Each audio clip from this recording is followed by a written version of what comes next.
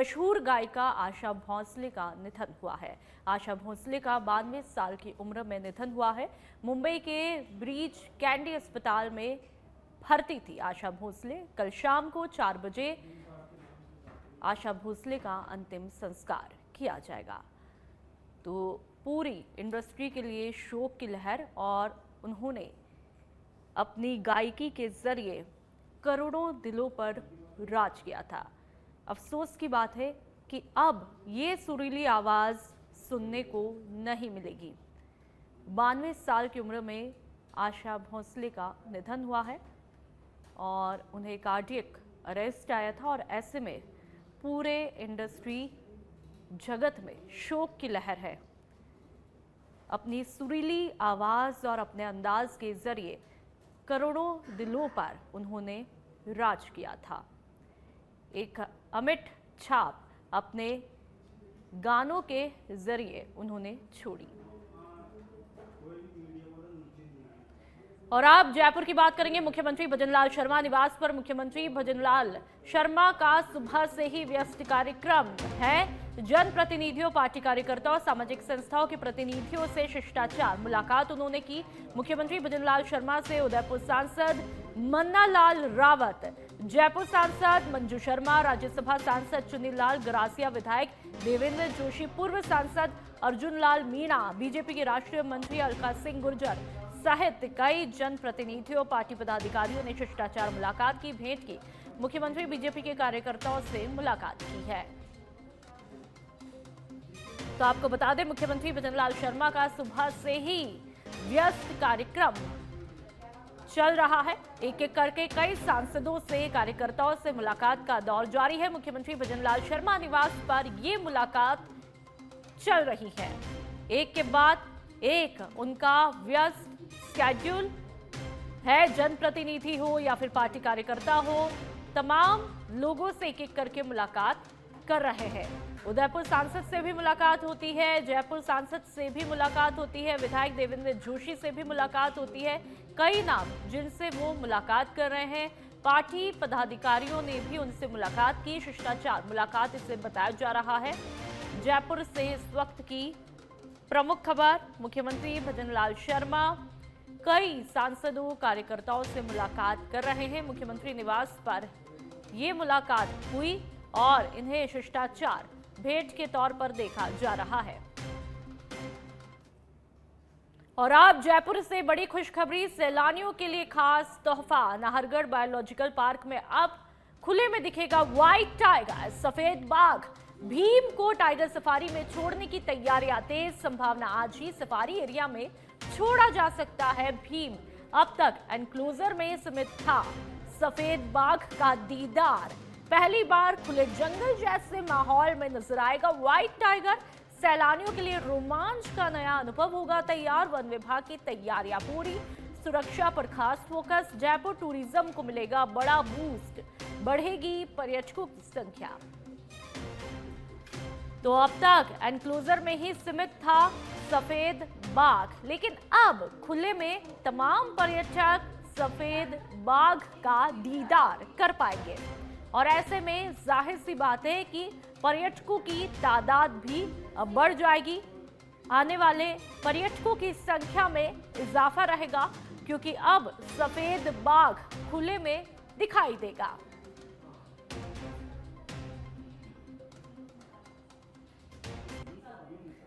सिरोही में नारी शक्ति वंदन अधिनियम पारित होने पर बीजेपी ने खुशी जाहिर करते हुए इसे विकसित भारत की दिशा में एक महत्वपूर्ण मील का पत्थर बताया। सर्किट हाउस में आयोजित प्रेस कॉन्फ्रेंस में बीजेपी जिला अध्यक्ष डॉक्टर रक्षा भंडारी ने कहा, महिलाओं की भागीदारी सुनिश्चित कर लंबे समय से चली आ रही मांग को प्रधानमंत्री नरेंद्र मोदी ने पूरा किया है, जो देश के विकास को नई गति देगा। उन्होंने कहा, आधी आबादी को सत्ता में भागीदारी देना महिलाओं के लिए बड़ा तोहफा है, जिसे देश की महिलाएं हमेशा याद रखेंगी। डॉक्टर भंडारी ने सिरोही जिले की महिलाओं की तरफ से प्रधानमंत्री का आभार भी व्यक्त किया है। तो सिरोही की ये तस्वीरें आपको दिखा रहे हैं। आधी आबादी को सशक्त बनाने की दिशा में एक महत्वपूर्ण फैसला लिया गया। नारी शक्ति वंदन अधिनियम पर सिरोही बीजेपी कार्यकर्ताओं ने खुशी जाहिर की, प्रधानमंत्री नरेंद्र मोदी का आभार भी जताया है। बहुत लंबे समय से लंबित नारी शक्ति वंदन अधिनियम, जो कि महिलाओं को लोकसभा और राज्य की विधानसभाओं में 33% आरक्षण देने की बात करता है, वो माननीय प्रधानमंत्री जी के नेतृत्व में लागू होने जा रहा है। और उसी के लिए एक महिला होने के नाते और एक भारतीय जनता पार्टी की पूर्व पदाधिकारी होने के नाते भी मैं माननीय प्रधानमंत्री जी का धन्यवाद देना चाह रही थी और इस विषय को और अधिक आप सभी के सामने व्यक्त कर। जयपुर के नाहरगढ़ जैविक उद्यान स्थित टाइगर सफारी से खबर है, जहां पर सफेद बाघ, शावक भीम और गोल्डन शावक स्कंधी को पहली बार पर्यटकों के अवलोकन के लिए सफारी में छोड़ा गया है। रविवार को दोनों शावकों को खुले क्षेत्र में छोड़े जाने के बाद पर्यटकों में खासा उत्साह देखने को मिल रहा है। इन दुर्लभ प्रजाति के बाघ शावकों को देखने के लिए बड़ी संख्या में लोग सफारी का रुख कर रहे हैं। तस्वीरें आप देख लीजिए। वन विभाग के मुताबिक दोनों शावक पूरी तरह स्वस्थ हैं और उनकी नियमित निगरानी भी की जा रही है ताकि पर्यटकों को सुरक्षित और रोमांचक अनुभव मिल सके। और ये तस्वीरें आप देख लीजिए, सफेद बाघ की ये तस्वीरें। जयपुर से टाइगर सफारी में दो नए शावक, सफेद बाघ शावक भीम और गोल्डन शावक स्कंधी को छोड़ा गया है। खुले सफारी क्षेत्र में आए हैं और ऐसे में जाहिर सी बात है, ये तस्वीरें जहां रोमांचित कर देने वाली है, तो जाहिर सी बात है जब पर्यटक वहां पर जाएंगे तो क्या कुछ सुखद अनुभव होगा, इन तस्वीरों को देखकर ही महसूस किया जा सकता है। और ऐसे में ये तस्वीरें देख करके ये जाहिर सी बात है कि अब पर्यटकों की तादाद पहले से और भी ज्यादा यहां पर देखने को मिलेगी। जालौर के मांडवला गांव में श्री आशापुरा माताजी मंदिर के प्राण प्रतिष्ठा महोत्सव को लेकर पूरा माहौल भक्तिमय हो गया है। महोत्सव की तैयारियों के बीच साधु संतों के सानिध्य में पत्रिका का विधिवत विमोचन किया गया, जिसमें ग्रामीणों ने उत्साहपूर्वक भाग लिया। कार्यक्रम के दौरान माताजी के जयकारों से पूरा वातावरण गूंज उठा और श्रद्धा का माहौल देखने को मिला। इस मौके पर सिरे मंदिर जालौर के शिष्य श्री आनंद नाथ, सिलेश्वर मठ मांडवला के श्री लाल भारती महाराज, उमेदाबाद गोल मठ के श्री आशा भारती महाराज सहित चौहान परिवार और बड़ी संख्या में ग्रामीण मौजूद रहे। सभी श्रद्धालुओं ने आयोजन को सफल बनाने का संकल्प लिया। फिलहाल गांव में महोत्सव की तैयारियां तेज गति से चल रही है और लोग इस पावन अवसर का हिस्सा बनने के लिए उत्साहित हैं। तो ये तस्वीरें आपको दिखा रहे हैं, मांडवला की तस्वीरें। महोत्सव को लेकर के पूरा माहौल यहाँ पर भक्तिमय अभी से देखने को मिल रहा है। भक्ति का रंग जो है अभी से यहाँ पर चढ़ना शुरू हो चुका है। पूरा जयकारों से गूंजा मांडवला, उत्साह पूरी तरह से चरम पर है। 12 के अंत की बात करेंगे, जहां पर सोरसन में खेतों की नुलाइयों में अचानक से भीषण आग लगी, जिससे आसपास के इलाकों में अफरा तफरी मच गई। आग की लपटें तेजी से फैलते हुए मकानों के करीब पहुंची, जिससे लोगों में दहशत का माहौल बन गया। पास ही इंडियन गैस एजेंसी होने के कारण हालात और भी गंभीर हुए। ग्रामीणों की सूचना पर नगर पालिका की दमकल मौके पर पहुंची और करीब 1 घंटे की कड़ी मशक्कत के बाद आग पर काबू पा लिया गया। समय रहते की गई इस कार्रवाई से बड़ा हादसा होने से टला और किसी प्रकार की जनहानि नहीं हुई। खेत की नुलाइयों में आग लगी, उससे अफरा तफरी का माहौल हुआ। ये तस्वीरें आपकी टीवी स्क्रीन पर साफ तौर पर आप देख सकते हैं कि किस तरह से आग लग जाती है खेत में और उसके बाद में अफरा तफरी यहाँ पर मच जाती है। बड़ा हादसा यहाँ पर टल जाता है। गनीमत ये रही कोई भी यहाँ पर बड़ा हादसा नहीं हुआ। अफरा तफरी यहाँ पर जरूर देखने को मिली और कुछ नुकसान जरूर हुआ है। तो ये तस्वीरें जब यहाँ पर दमकल की गाड़ी भी पहुंचती है और आग बुझाने की कोशिश की जाती है। भरतपुर के चिकसाना थाना क्षेत्र के इकरन गांव में एक चौंकाने वाली घटना देखने को मिली है, जहां पर विद्युत केबल चोरी करने के दौरान एक चोर की करंट लगने से मौत हुई। जानकारी के मुताबिक मथुरा निवासी सुनील अपने साथियों के साथ हाई टेंशन लाइन के पोल पर चढ़कर तार चोरी कर रहा था, तभी वह करंट की चपेट में आया और मौके पर ही उसकी मौत हुई।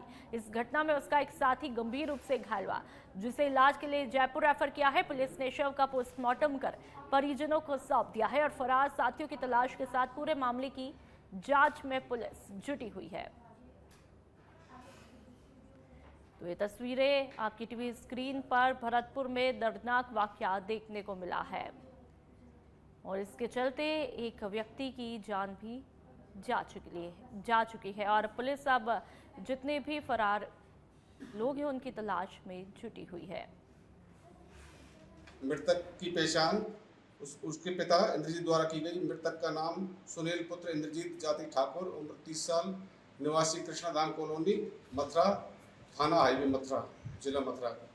सर घटना क्या है सर? ये चोरी की मामला? घटना ये आज से 4-5 दिन पहले ये वहीं से एकरन हार में से बिजली के पूलों से वायर काट के ले गए थे तार, फिर दोबारा चोरी करने आए थे। तो ये अकेला था या साथी भी थे साथ? उसके साथी हैं, एक गंभीर रूप से घायल है, झुलस गया है, वो भर्ती है। और भी साथी हैं? कोई मुकदमा दर्ज करा रहा है क्या इनके खिलाफ? हाँ, रिश्वत करा दिया होगा थाने पर। टोटल कितने लोग आए थे चोरी करने के लिए? अब ये अंदाजा लेंगे, पर 7-8 लोग थे। घटना की एक बोलेरो पिकअप गाड़ी भी इनके साथ। राजस्थान के सिरोही जिला के खांबल गांव में असामाजिक तत्वों द्वारा डॉक्टर भीमराव अंबेडकर की प्रतिमा को खंडित किए जाने की घटना से इलाके में तनाव फैल गया है। घटना की जानकारी मिलते ही सैकड़ों ग्रामीण मौके पर इकट्ठे हुए और आरोपियों की जल्द गिरफ्तारी की मांग को लेकर विरोध प्रदर्शन शुरू किया।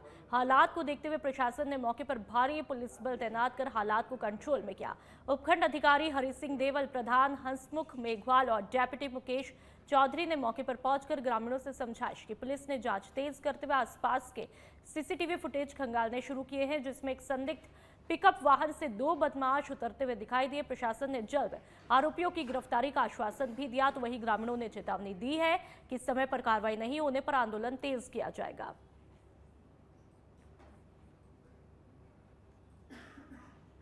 तो ये तस्वीरें आपकी टीवी स्क्रीन पर सिरोही में असामाजिक तत्वों की करतूत यहां पर देखने को मिली और अब पुलिस इस पूरे मामले पर तेजी से जांच कर रही है। अंबेडकर मूर्ति तोड़ने पर यहां पर पूरा बवाल देखने को मिला और इसमें जो आरोपी हैं उनकी तलाश तेज कर दी गई है और इसके चलते खांबल गांव में तनाव का माहौल है। पुलिस का जाब्ता चप्पे चप्पे पर तैनात है। तो खांबल गांव में अंबेडकर प्रतिमा खंडित करने को लेकर के ये बवाल मचा है। ग्रामीणों में काफी गुस्सा देखने को मिल रहा है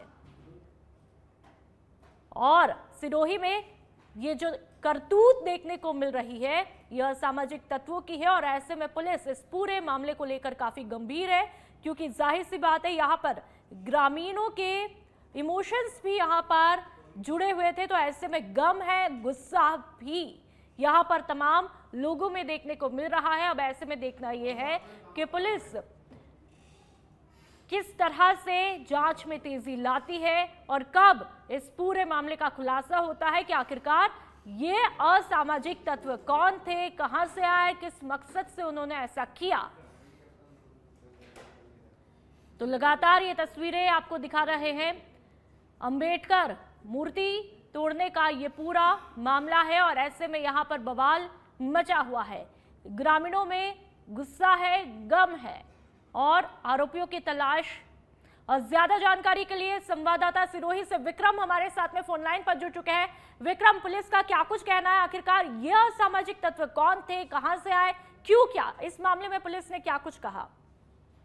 जी बिल्कुल नुपुर, बताना चाहूंगा सिरोही के खांबल गांव में जो देर रात को जो है अंबेडकर की जो मूर्ति लगी है उनका जो एक हाथ है वो हाथ वहां पे तोड़ दिया गया है। इसको लेकर पूरे गांव में तनाव है। इसके साथ ही जो समाज के जो लोग हैं, भीम आर्मी के जो लोग हैं, जो अंबेडकर सेवा समिति के जो लोग हैं, उनके मतलब जो है वो बहुत जबरदस्त गुस्सा देखा जा रहा है और लोग वहाँ पे बड़ी संख्या में खांबल गांव में इकट्ठे हुए मौके पर वहाँ पे मौजूद है लोग और अभी भी आक्रोश है वो जाहिर कर रहे हैं। लेकिन प्रशासन की तरफ से जो SDM है वहाँ पे डिप्टी है, और दोनों लोगों से लगातार संदेश कर रहे हैं। इसके साथ ही जो पुलिस की टीमें हैं वो आसपास के सीसीटीवी फुटेज को खंगाल रही है और एक जो सस्पेक्टेड पिकअप गाड़ी है वो उसमें दिखाई दे रही है। वो रात को 12:10 के आसपास में वहां पे आती है और उसके बाद में 2 लोग उसमें उतरते हैं। और दोनों ही लोग जो जाकर के वो उस मूर्ति को तोड़ने का प्रयास करते हैं। जो मूर्ति का हाथ है वो तोड़ा गया है वहां पे। पुलिस दोनों की पहचान करने में लगी हुई है। हालांकि सीसीटीवी फुटेज में अभी तक वो स्पष्ट रूप से उनके चेहरे नहीं दिखाई दे रहे हैं। इस कारण से जो पुलिस है वो दूसरे सीसीटीवी फुटेज जो आसपास के लगे हुए हैं उनको भी तलाश रही है, जानकारी ले रही है। और उसमें जब गाड़ी का नंबर एकदम स्पष्ट सामने आ जाएगा तो आरोपियों तक पहुंचने में भी पुलिस को मदद मिलेगी। पुलिस ने हालांकि वहाँ पे मौके पे जो है बड़ी तादाद में पुलिस फोर्स लगाया है ताकि किसी भी प्रकार के अनहोनी बिल्कुल विक्रम, क्या पुलिस इस बारे में कुछ आश्वासन दे पाई है कि ये असामाजिक तत्व आखिरकार पुलिस की गिरफ्त में कब तक होंगे? इस बारे में कुछ बात कही पुलिस ने? जी बिल्कुल, मेरी डिप्टी मुकेश चौधरी से बात हुई। मुकेश चौधरी ने कहा कि हम जल्द ही इन जो आरोपी है, जो बदमाश है, इनको जल्द ही गिरफ्तार करेंगे। और इन्होंने कहा है कि आज शाम तक ही इसके अंदर रिजल्ट भी लेके आएंगे, ये भी उन्होंने आश्वासन दिया है। लेकिन देखने वाली बात ये होगी कि आखिर में वो बदमाश कब पकड़े जाते हैं। लेकिन एक दुख की बात भी साथ में इसमें कहना चाहूंगा कि ये इस प्रकार की जो घटना है, अम्बेडकर की मूर्ति के हाथ तोड़ने की घटना है, ये सिरोही जिले में दूसरी बार घटित हुई है। इससे पहले 2 साल पहले जावाल के अंदर भी इसी प्रकार की एक घटना हुई थी। अब एक वापस यहाँ पे खांबल गांव में इस प्रकार की हो रही है। तो पुलिस और प्रशासन को इसके ऊपर विशेष ध्यान देने की जरूरत है कि बार बार अम्बेडकर को टारगेट करके जो लोग इसको मूर्ति को तोड़ने की कोशिश कर रहे हैं, ऐसी प्रकार की जो इस प्रकार की मानसिकता वाले लोग हैं, उनके ऊपर पुलिस क्या कार्रवाई करती है और उनके ऊपर क्या एक्शन लेती है, वो देखने वाली बात है। विक्रम, वहां पर जो लोग मौजूद है उनका क्या कुछ कहना है? क्या किसी पर शक है? इस बारे में कोई जानकारी? जी बिल्कुल नुपुर, वहाँ पे बड़ी संख्या में लोग मौजूद है। जो दलित समाज की जो नेता है वो भी वहाँ पे मौजूद है, उनसे भी मेरी बात हुई। उन लोगों का यही है कि इस प्रकार की जो घिनौनी हरकतें जो लोग करते हैं उनके ऊपर कड़ा एक्शन लिया जाना चाहिए। हालांकि किसी के ऊपर शक या सुबह लोगों ने नहीं जताया है, लेकिन इस प्रकार की जो घटनाएं होती है इसको लेकर के जो रोष है, जो आक्रोश है, वो वापस साफ देखा जा रहा है। जी ठीक है, चलिए, तमाम जानकारियों के लिए बहुत बहुत शुक्रिया विक्रम। बढ़ते हैं आगे। भरतपुर के बयाना के मुख्य बाजारों में इन दिनों ट्रैफिक व्यवस्था पूरी तरह से चरमरा गई है, जिससे आमजन, व्यापारियों और राहगीरों को भारी परेशानियों का सामना करना पड़ रहा है। गांधी चौक से लेकर छोटा बाजार, जवाहर चौक, महादेव गली, आजाद मंडी और पुरानी मंडी तक दिन के समय घंटों जाम के हालात बने रहते हैं। स्थानीय लोगों का आरोप है कि नगरपालिका और पुलिस प्रशासन इस समस्या पर ध्यान नहीं दे रहे, तो वहीं बाजारों में पुलिस कर्मियों की तैनाती भी बेहद कम है। अतिक्रमण को जाम की बड़ी वजह भी बताया जा रहा है, जहां दुकानदारों द्वारा दुकानों के बाहर मेज और तख्त लगाकर सड़क संकरी कर दी गई है, जिससे वाहनों की आवाजाही यहां पर बाधित हो रही है। व्यापारियों का कहना है कि जाम के कारण ग्राहकों की संख्या घट रही है और उनके व्यवसाय पर भी असर पड़ रहा है। आमजन ने प्रशासन से जल्द ठोस कदम उठाकर ट्रैफिक व्यवस्था सुधारने की मांग की है, ताकि लोगों को राहत मिल पाए। जयपुर में बीजेपी के नारी शक्ति वंदन अभियान के तहत आयोजित प्रेस वार्ता में सांसद मंजू शर्मा ने महिलाओं के आर्थिक सशक्तिकरण को देश में बदलाव का आधार बताया। उन्होंने कहा, बड़ी संख्या में महिलाएं अब बैंकिंग प्रणाली से जुड़ चुकी है। मुद्रा योजना के तहत 68% ऋण महिलाओं को मिला है, जबकि करीब 10 करोड़ महिलाएं स्वयं सहायता समूहों से जुड़कर आर्थिक रूप से मजबूत हो रही है। उन्होंने लखपति दीदी और नमो दीदी जैसी योजनाओं को महिलाओं की आर्थिक मजबूती का महत्वपूर्ण माध्यम बताया। साथ ही उज्ज्वला योजना के तहत महिलाओं को स्वच्छ ईंधन उपलब्ध कराए जाने का भी उल्लेख किया। सांसद ने कहा, ये पहले महिलाओं को केवल लाभार्थी नहीं बल्कि नेतृत्व की भूमिका में आगे बढ़ाने की दिशा में महत्वपूर्ण कदम है। नारी शक्ति वंदन अधिनियम 2023 सितंबर में पारित एक संवैधानिक संशोधन जो लोकसभा, राज्यसभा, विधानसभा और दिल्ली विधानसभा में महिलाओं के लिए 1/3 सीटों के आरक्षण को सुनिश्चित करता है। ये केवल भारतीय महिलाओं के लिए ही नहीं है, बल्कि पूरे भारत के लिए एक ऐतिहासिक मील का पत्थर है। जब महिलाएं नेतृत्व करती हैं तो सभी को इसका लाभ होता है। इस अधिनियम को एक नए युग की दस्तक है। नारी शक्ति वंदन अधिनियम एक नए युग को दस्तक दे रहा है। शीघ्र और प्रभावी क्रियान्वयन महिलाओं को नीतिक लाभार्थी नहीं, नीतिक निर्माता के रूप में भी ये बिल लाएगा और विकसित भारत के निर्माण में आधारशिला बनेगा। इस अधिनियम के लागू होने का सबसे बड़ा लाभ शासन की प्राथमिकताओं में व्यापक बदलाव देखने को मिलेगा। जब निर्णय प्रक्रिया में महिलाओं की भागीदारी होगी तो शिक्षा, स्वास्थ्य, पोषण, सुरक्षा, जल और स्वच्छता जैसे विषयों के अधिक प्राथमिकता के साथ सामने आते हैं। इस परिवर्तन की पृष्ठभूमि पिछले एक दशक में तैयार हुई है। प्रधानमंत्री नरेंद्र मोदी जी के नेतृत्व में महिलाओं के सशक्तिकरण को एक व्यापक और जीवन चक्र आधारित दृष्टिकोण से देखा गया है। इन्हीं के कार्यकाल में माध्यमिक स्तर की जो लड़कियां पढ़ने जा रही हैं उनकी रेट बढ़ा है, उनका एडमिशन 80.2% तक पहुंच गई है। सुकन्या समृद्धि योजना के तहत 4 करोड़ से अधिक खाते खोले गए हैं जो बेटियों के भविष्य को सुरक्षित करते हैं। उच्च शिक्षा और तकनीकी क्षेत्र में महिलाओं की भागीदारी